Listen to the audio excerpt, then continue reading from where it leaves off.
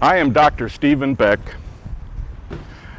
an American born from Toronto, Canada, and a missionary with Greater Europe Mission here in Germany. I'm also professor of practical theology at the Gießen School of Theology.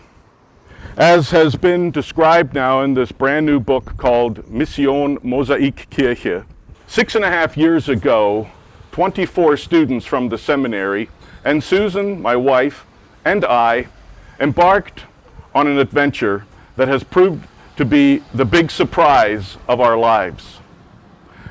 We decided it was time for a new model of a church in Germany, a new normal, no longer the monocultural church, not even the multicultural church, but the mono-multicultural church, as we put it.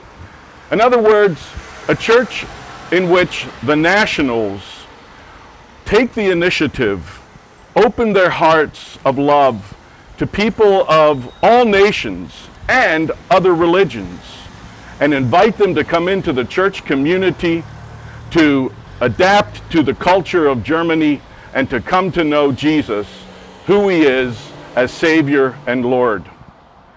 And so we started this project with the idea that when the students were done with seminary, they would then go and multiply this model in other parts of the Frankfurt-Rhein-Main region, 5.8 million people. At first, the going was really hard. There seemed to be very little interest by Frankfurters and Christians in this kind of church. But God changed all that in October of 2012. An Afghan walked into our church community, one of the early refugees in this country. And he became so excited about what he saw and experienced and the love that he felt on the part of those German Christians that he decided every Sunday after that first visit he would bring more Afghans from his refugee center into our worship services. Then Iranians started to come.